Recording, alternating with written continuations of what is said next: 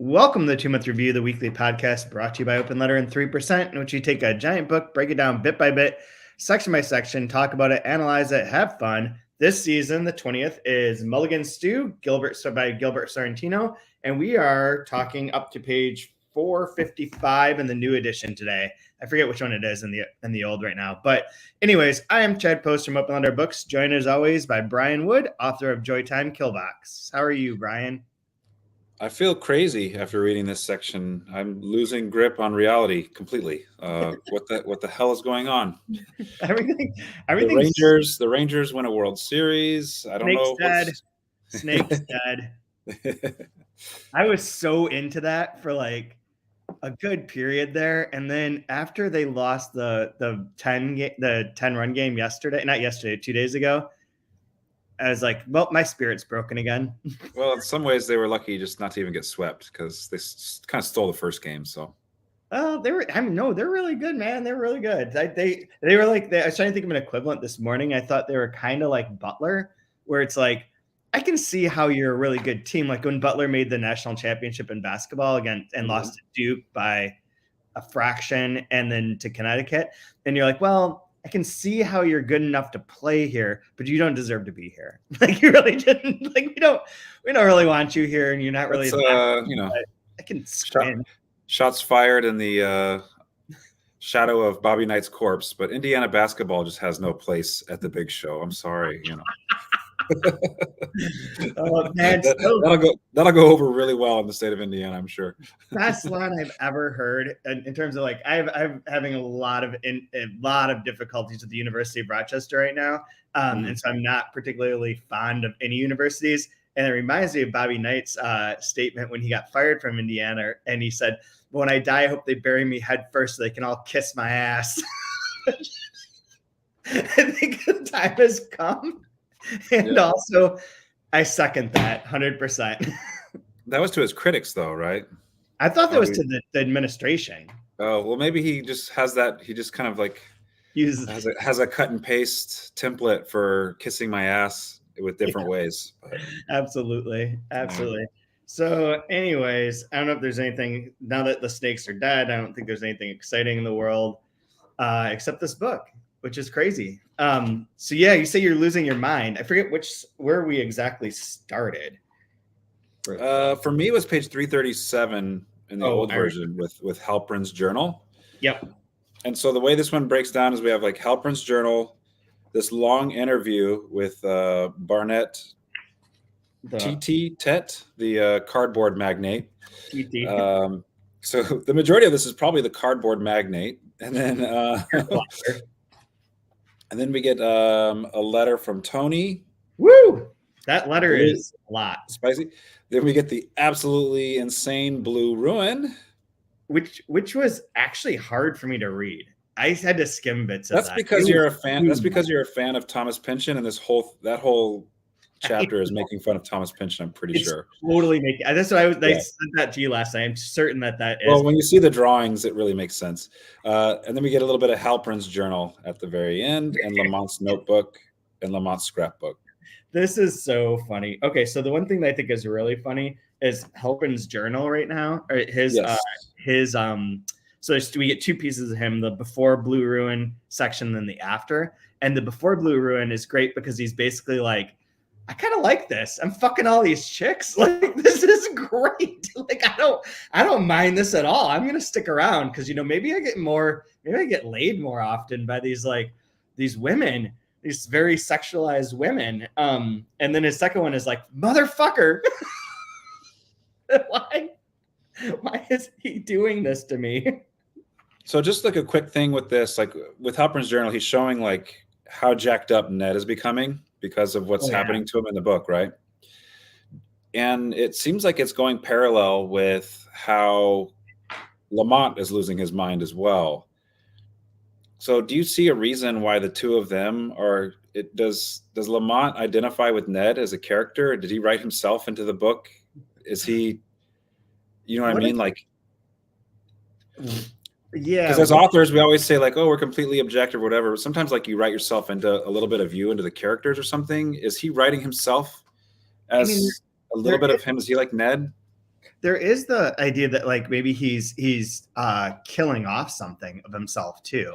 And then there's the jealousy. There's the like, because this one is just when we get to the part where we talk about Lamont's letters. I mean, he is so jealous at this point, and he is so full of himself, and he is so delusional. It is, and paranoid. Yeah, and then I see Ned, with the way Halpern's describing Ned is somewhat similar, with like just like moving around, disappearing, reappearing. Like, what is wrong with this dude? Like, he's off the farm. Like, I think another parallel then too is that like Lamont's losing control of everything. Like, he's losing control of his speech, and that's part of like he's representing part of the reason Ned's going crazy is that Lamont's not writing him anymore. Yeah. Lamont has him like, and I mean, maybe there's another way of looking at that kind of knotted section. So in Blue Ruin, Ned is incoherent and can't like, he just like slouches in his chair and is like, la, la, la, like can't do anything. He's like, and they're like, see Ned, they're frauds. He's like, and like doesn't know. And he's also like, the character is left. Like the character left the book and is no longer in the book. So Lamont can't write him anyways because he has no more control. The character has taken over and abandoned him. So he's like a shell of a human, which is also Lamont's basically a shell of a human. Like this is like watching reading this is sort of like watching not Nathan For You. What was the other one called? The not the experiment, the rehearsal. Is that right? Mm-hmm. The rehearsal. Where as that show went along, I was like, is he gonna kill himself at the end? Like, is that the only way out of this like insane mental trap he's built for himself? Is like a suicide? Well, so like we're getting theater of the absurd, you know, and the ways like Waiting for Godot and some like, and instead of waiting for Godot, we're waiting for the police to show up. Yeah, we're waiting. I don't know if they're ever going to arrive. Yeah, and like the police would represent, you know, order, right? And just and there is no order. There is no like, yeah, we're just kind of like in this purgatory of insanity. And yeah, and not to jump too far ahead or anything, but the next section, the last section that you read, is primarily sections from the book, like from the book that he's writing. It's predominantly that. So some of that has to be resolved within there. I don't know how much resolution we'll get to his outside interactions, like with the sister or the professor, or is it Joanne, the woman that he's in love with, is like a fetish object of his. But I don't think there's gonna be a lot of resolution there, but like how the police or how order gets restored or whatever. I mean, we talked about this, sorry, it's very jumping all over the place, but we talked about this during the 2666 one of like what the function of a mystery novel is or detective novel that Butor wrote about in Passing Time, and that how there's like a contract, essentially I'm paraphrasing here and inventing some parts, but there's a contract between the writer and the reader in which the murder or the crime takes place, which breaks order, and then the detective or whomever has to restore order at the end. So if this is your postmodern mystery, the whole book is kind of following that structure. It has been broken. Lamont's been broken. There is a murder. The order has been broken, and now everything's chaotic and jumbled until someone can put it all back together or not. It's not a very Pynchon book, you know. It could end. The interesting thing with that too is like, I don't have a lot of hard, fast rules with writing, but like one of them is like no prologues. Like start the story. Don't start the story before the story. Just start the story. Except in a detective novel, because the crime has to take place outside of time, so that we like that's the one way you can get away with the prologue is in a detective novel, right? Because you know, if you want to have it be, you know, first person, you have to have the crime take place outside of their purview, so that we as the reader can have the knowledge and then follow him along to put it together. Yeah, and not always, but there are a lot. Not always, but like that's kind of like the exception of when you can, maybe a prologue makes sense. Mm-hmm. I want to go back to the beginning. Do we have a prologue in this? Yeah, we have all the rejection letters. Yeah, right. That's our prologue. The prologue is the rejection letters. Is the rejection letters. So this is the crime. This is what the crime is, not being able to be published, which is like Lamont's problem, is nobody wants to publish him or treat him Seriously, that is the crime. Stroke of brilliance. There it is. Yeah. And it also like does, in terms of the prologue thing, that reader's report basically explains the whole book. Yeah, what caused all of this is the stuff we read at the beginning, where like, I have your name wrong. I'm confusing you with other books. Imaginary qualities of things imagined. Yeah. Yeah. I would like to send you more stuff. I'd like to. No, please don't send us stuff. Let me send it back. Like that prologue. Yeah. Yep. But anyway, so yeah, so the helping part like begins with that. I love the helping part. I should note, by the way, that the quote potion that we drank was quite real. So we don't know what that potion is until we get to the Blue Ruin chapter in a moment. But that setup, that's excellent. I love, and my favorite line was like he's like I'm gonna stick around. He's like, there is a strong possibility that Lamont will rewrite the entire book, but I don't care. Not now. The possibility that Lamont will arrange more wondrous episodes like the last one will keep me here. That's so fun. Yeah, so Ned's gone. What do you make of this interview? So the Art Futures interview is about an art collector, which I think is a good send up as of like that part of this industry. And like we haven't had an interview in here yet. We've had the questions that get sent to him to like expand your imagination and all that kind of shit. But the like a true interview we have not had. So this is another form of like the writing. But I also was the actual author Sorrentino, was he in the New York area? Like yeah, New York City area. I might be. Okay. So I might be a bit wrong, but I think he's in New York while he writes this. But he moves to Stanford at some point nearish around the same time. That works too. But he lived in New York for a long time. But whether it's the Bay Area or whether it's New York, it's full of some very wealthy people that want to be patrons of the arts.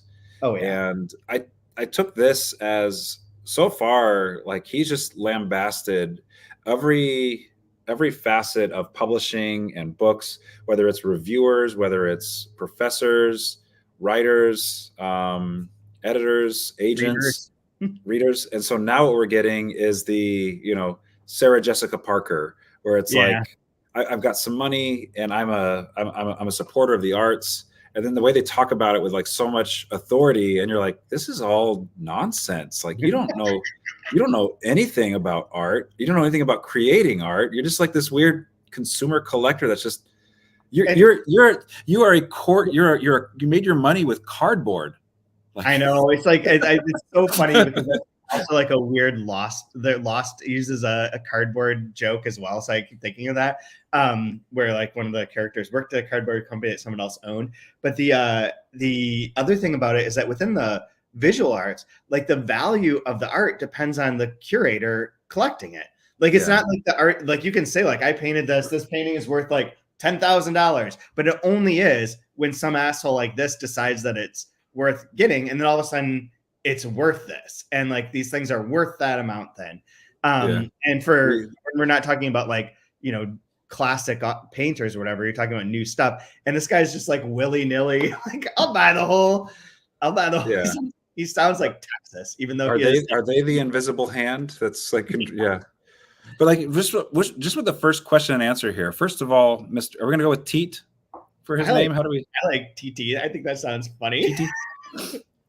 First of all, Mr. TT, exactly how did you make the money that has enabled you to become America's most famous collector and all-around patron of the arts? There is no point in this after all. Let's just say that I am known as King Corrugated, and let it go, right? Even a scarecrow has dignity. So you even read it with like a Texas sort of accent. Yeah. There's something about it that has that vibe, like an oil baron sort of vibe. But yeah, one of the things about this is that a lot of these people, Bert Kahane, Lewis Henry, these are all people from Imaginary Qualities of Actual Things as well. So they're all back. I love that there is a reference to Crocodile Tears. The new title of the book is in the middle of here. Where like, I don't even know. Doesn't matter what the quote is, but he's like, then Kuth shedding these crocodile tears for which the West Germans have long applauded him. So that pops up. And then there's a lot of blueness. There's a lot of blues mentioned in here too, as we come to the crescendo, which, I don't know if we've said this specifically, but I think that that's making fun of gas. and On Being Blue, which I believe would have been out by this time as well, and is like a whole philosophical type essay on the color blue in prose and what it means and how it's used and all that kind of stuff. And this is running through the gambit in some of those ways, but I think it's also a little bit mocking because we like Gas is amazing in my opinion, and just absolutely wonderful.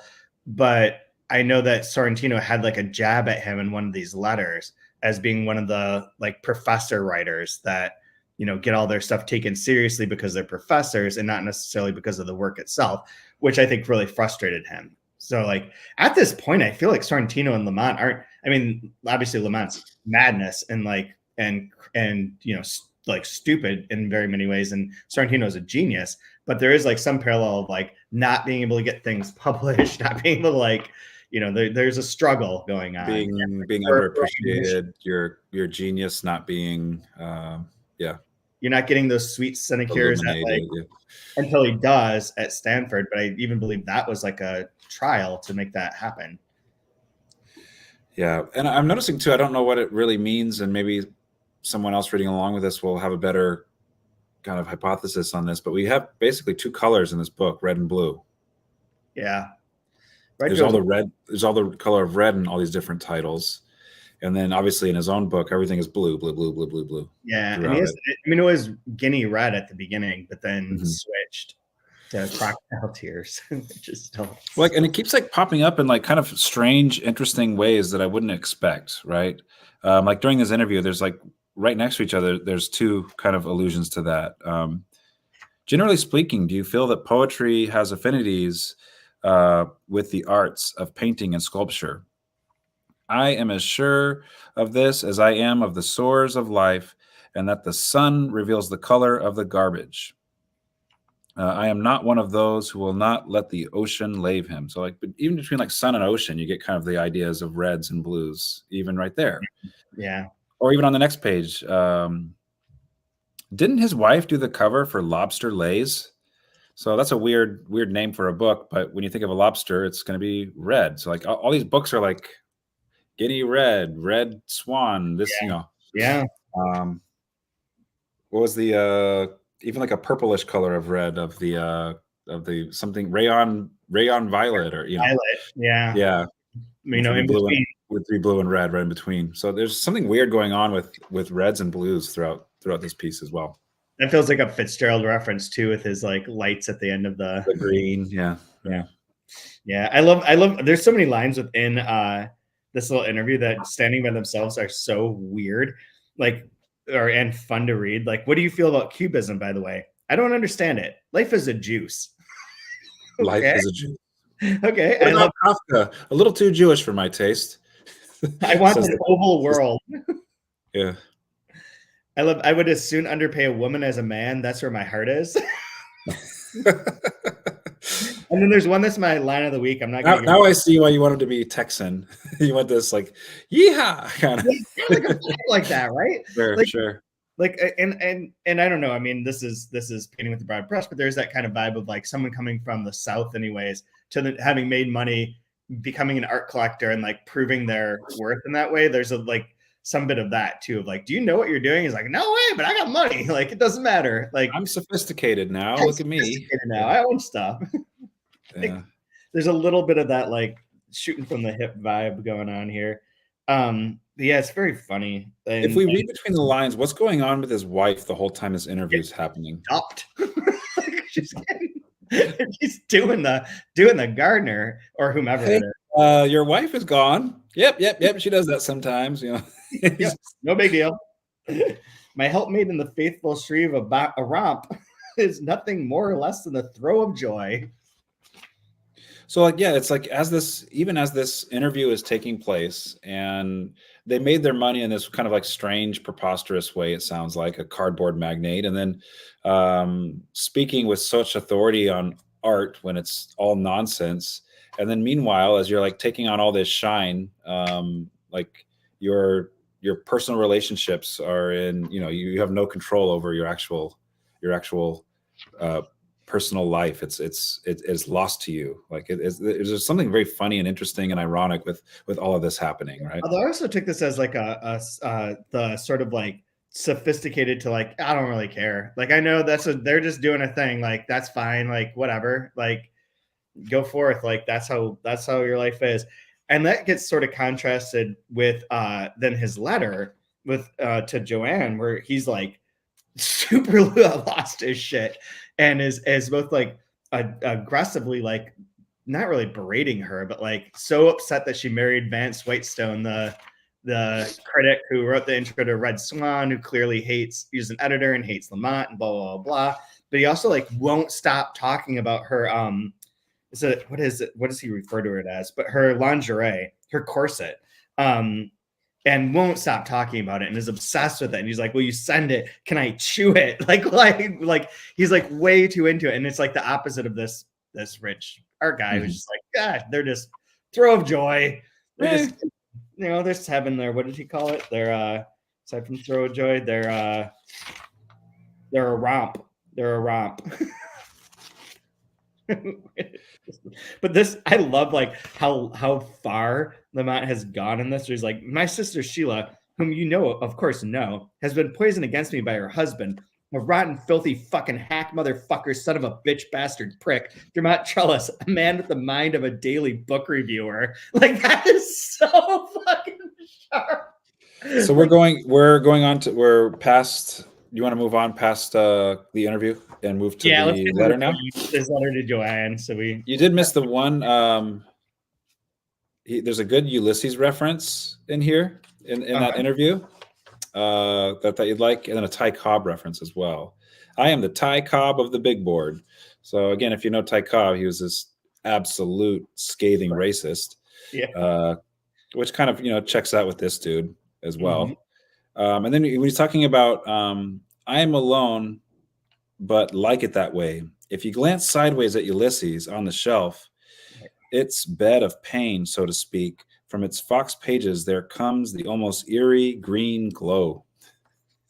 Like, oh God, yeah, I love the another reference to Ulysses in here, right? That is Ulysses is the the special book. The eerie. All right, so my dear Joanne. Yeah, so he writes to Joanne. He's whatever tenuous hold I have on reasonableness, balance, just even sanity seems to be fast slipping away from me at an enormous rate. So he's writing to her because she's been married. He finds out she's been remarried to Vance Whitestone, and they had a honeymoon at Niagara Falls, not too far from here, and also super cheesy, as he points out. But then he's like pissed that she's married to Vance Whitestone, and like pissed at his sister and pissed at everyone. But then he cannot stop talking about her corset. Like, cannot stop. And it's like so lecherous and so like inappropriate and so wild. I love too that within here, one other thing that I thought was funny is that he almost implies that Nabokov like took him down and was responsible for part of his non-success is due to Nabokov, and his delusions of grandeur, like no bounds. It's fantastic. It's so wild. But like you can see too, like this idea, like this, you were talking about his like nervousness, his paranoia, and his jealousy. It's all over this letter, right? Mrs. Whitestone, Mrs. Trellis, for a little steady nookie. To think that that toad-like creature, now has the opportunity to eat your corset if he wishes. I mean, oh, you know what I mean. He probably can't even appreciate corsets. I have heard that he is an eater of blackstrap molasses. What can one expect of such an insect? They are all against me, and now I see you have joined their camp. Like he's gone. This isn't a letter. Like this is a letter you're sending to somebody. Holy shit, you're gone, dude. Yep. He's super gone, and then that delusion of grandeur just comes through so often. So Nabokov, I don't doubt for a moment that he too had a hand in my failing career. Those letters to the New York Review on Russian syntax. Do you all take me for a fool? Anyone can see that they're in code, literary code. That's wild. That's a wild accusation. And then the real kicker on it is, it seems quite clear to me that this book will establish me as the most interesting spokesman for the American avant-garde, and for surf fiction as well as earth fiction and postmodern fiction to boot. Like, whoa, bro. It's like the there's a Hal Hartley movie, Henry Fool, where he's like, I'm working on a poem that will blow a hole through all of American letters. Like it's that sort of like insane. And then P.S. Don't forget to check on that corset. I'm really kidding. Well, you might take a look for old time's sake. That's like every PS and every single letter he does is like, I'm just kidding. I'm just kidding. No, but really. Will you maybe send me just a little something? He's so out of his mind. Nookie is one of my favorite words in this whole book. When Crocodile Tears is finally published, you will rush around town, your face burning with pleasure as you collar people to tell them that you once knew me. I envy you. Who is this dude? Like, seriously. I feel like this has to be built. Like, this has to be a conglomerate of like literary authors that our author has seen, that he's putting together, that he's patchworking together, like this self-importance with the work. Like this has to be something that, you know, this, you can't satirize nothing, right? Like, so, I know. It's been so long since I've been in like the various like literary parties where it is like the MFA students talking about their like, you know, one book. Same with me. Yeah. And they're like so into like talking about their work. But I have one guy in mind that is a youngish author who is exactly like my book is the greatest book. Like obviously you must be, you know, it's your pleasure to be able to work with me. Like you're gifted. I've given you this gift to be able to work with me. I'm like, yeah, buddy, go fuck yourself. Blue Ruin. Do you have an idea of like what the ingredients of a Blue Ruin might be? No, do you? No, I'm guessing Quaaludes. Quaaludes is a good start. Powdered Quaalude with curacao, maybe. I'm not sure. It's like, it reminded me as I was reading, all I could think of, aside from the fact that it seems like a pretty clear like Pynchon takedown, but like that the hipster sort of look at me, you know what I'm doing, you get it, and which I have a lot to say about, because I love how like that vibe of like, you know, I'm doing this, but you get it. Like it's all like so vague. It's like unwritten, but it's like implying that you as the reader can read the mind of the character writing that, because he never explains what he means. He's just like, you know, we're cool. We're all cool here. We're cool cats. And like the slang is so fucked up and like not quite right in any hip way. But there's that part. Shoot, I forgot what I was going to say. Oh, hold on. The other thing I couldn't stop thinking of is the David Foster in Infinite Jest. In one of the footnotes, I think it is, where one of the characters is reading someone's prose, and it's like, this is the purplest prose I've ever read in my life. You can feel the Quaaludes hitting as you read these sentences. And that's all I can think of. All right. So I went to Chat GPT just now and said, make up a cocktail called Blue Ruin. Certainly. Here's a creative cocktail recipe I've named Blue Ruin. It's a vibrant and refreshing drink with a beautiful blue hue.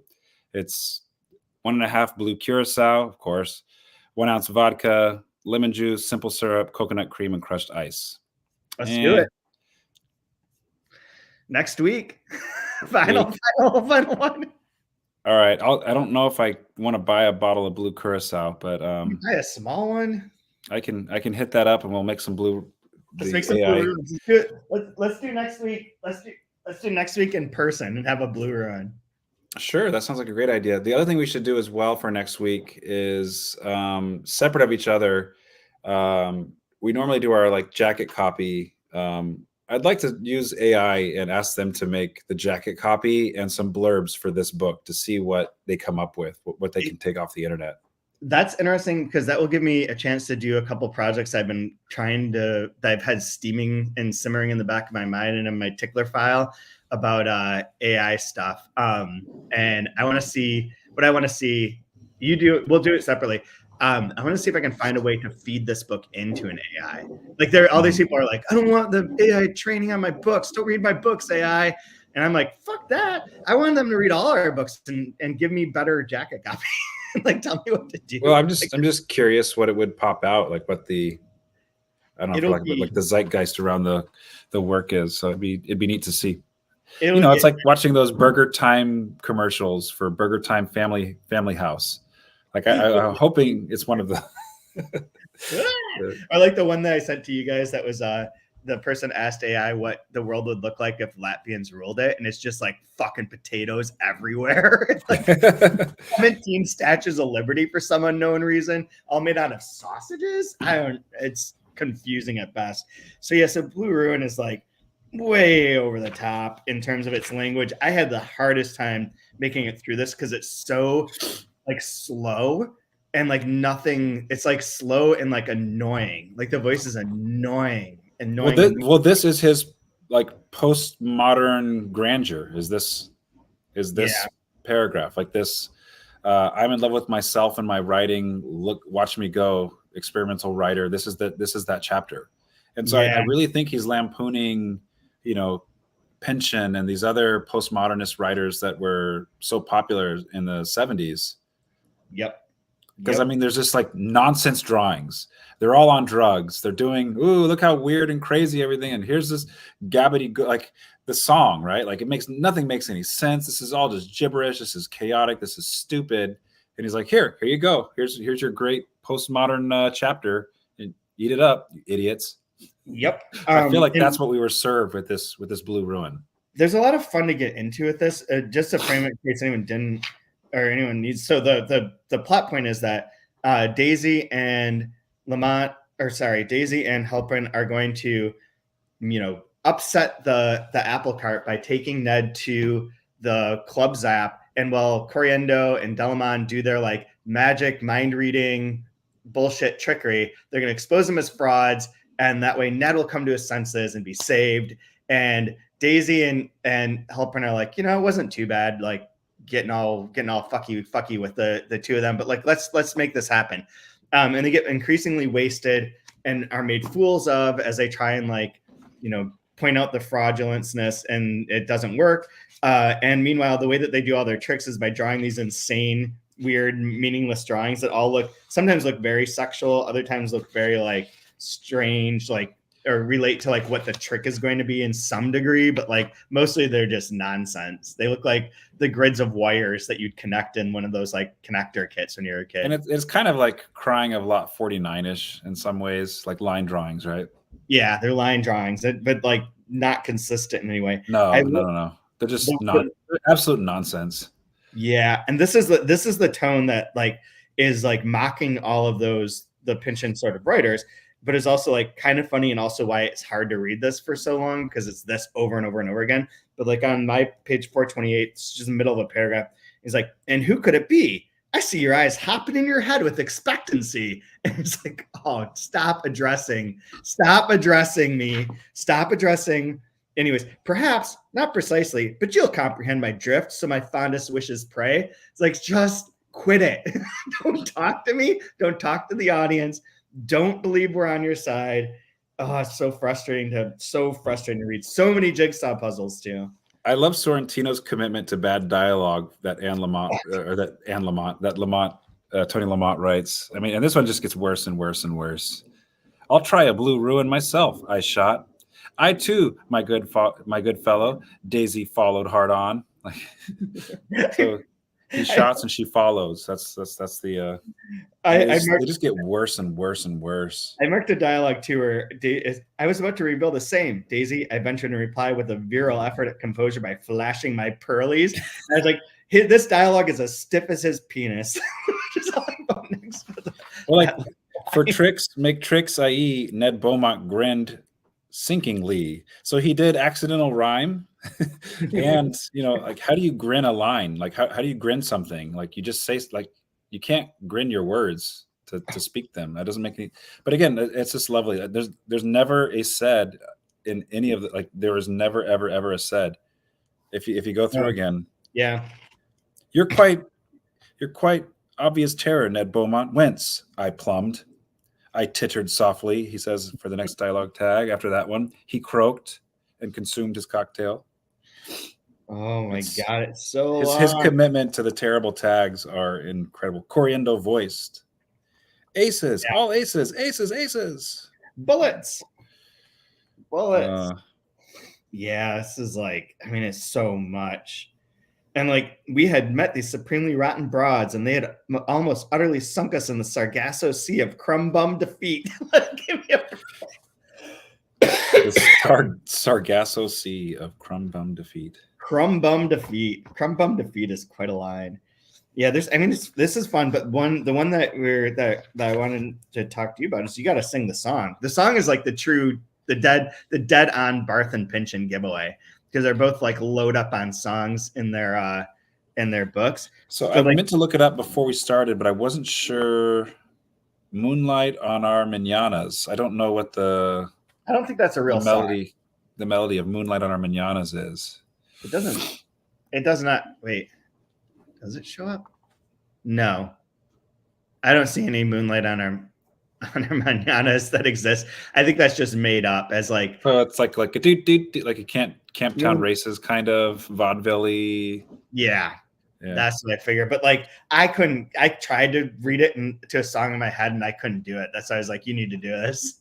Rogo, rogo, gaja, mogo, haba, daba, do is our proud lingua, do we stern a clot, strong as a truck, goomba, lamba, hoodoo, do we, nay, we didn't give a fuck, or we don't give a fuck.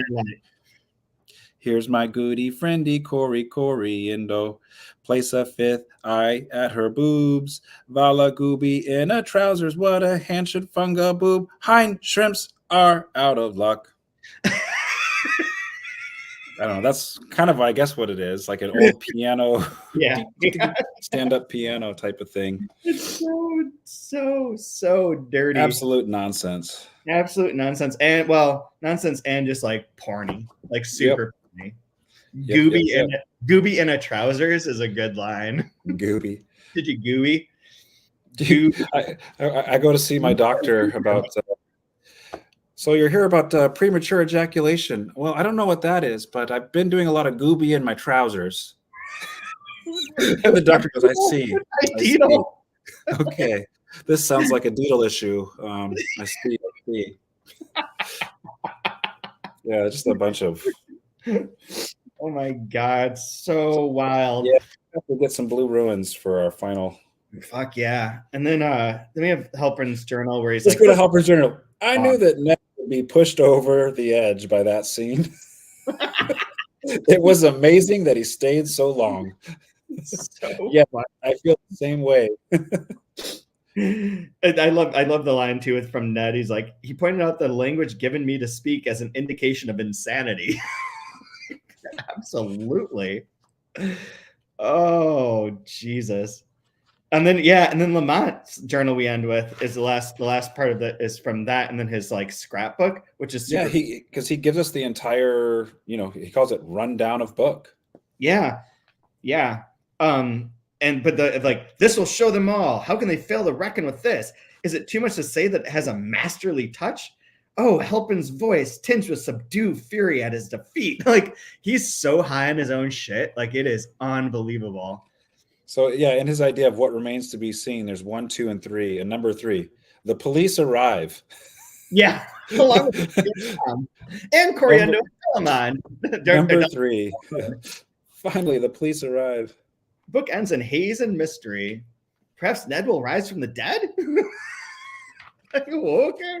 Oh, and then boy. Tiny Tips on the Big Apple is super funny. Porn a la mode, where it's like Swan bids fair to become in this year's most statusy read. This is like BuzzFeed reviewer section over here. This is like the shit that drives me insane online. I thought this is what was going to kill you. The very last paragraph here of that section.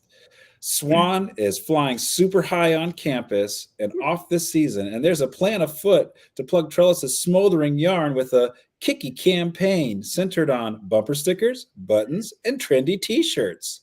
Looks like everybody is going to swing with the Swan. $8.95 at all bookstores. It's so that. This is so that. I have to do because I didn't go to sales conference that's going on right now. For our books, I'm going to send them a video talking about the open letter titles. I should do all of the descriptions in that fashion. just like super over the top. I wonder if I could keep that. I could not keep that up. I couldn't even do it for one, but it's pretty funny. It's pretty funny. I have 2 lines of the week. and I can't decide which one is better. So you go. I'll just do one that I think completely encapsulates Lamont as a writer. Okay. A very short one, and this is basically everything that he is, how he writes, and I really think it's a great way of encapsulating him very succinctly. And the older version, it's on page 381, and it's a line of dialogue that goes like this: "Good," the bitch emoted. It's like, this tells you everything you need to know about this guy. Yep. Right. Yep. My two are, I have two. I'm going to do them both because they're very short. And they're actually just, one's a sentence, one's a phrase. The phrase, another jagged piece of that jigsaw puzzle of doom. Jigsaw puzzle of doom. This guy is he is so the worst. Like, you can't make him any worse. And somehow he keeps doing it. It's incredible. Then my the other favorite one is, they don't have weather in Ohio. Yeah, I did that one as well. I was like, yeah, actually, that's all they have there. I have never driven through Ohio without getting like my windshield wipers as fast as they can, and I still can't see. Yeah, and it smells terrible. No matter where you stop in Ohio, it smells awful. I don't know why that is, but clean up your act, guys. Anyway. Yeah, this Tony Lamont is the worst, and he keeps somehow getting worse. It's quite amazing. It's something else. Very impressive. Yep. So next week is the end. It's the end of it all. We have the 3 chapters that he talked about, like blowing flowers stilled, and then the next one is dislocated reason. There's a few. Oh no. There's a few notebooks and letters within there, and then making it up as we goes along. And that'll be it. Be done with this, and then we'll have to figure out what we're gonna do next. Anyways, I don't have any final notes or anything to say that would be like appropriate for this particular podcast. Anyways, not this section, at least. Blue ruins for everyone. Oof. I already feel that hangover coming on. Yep.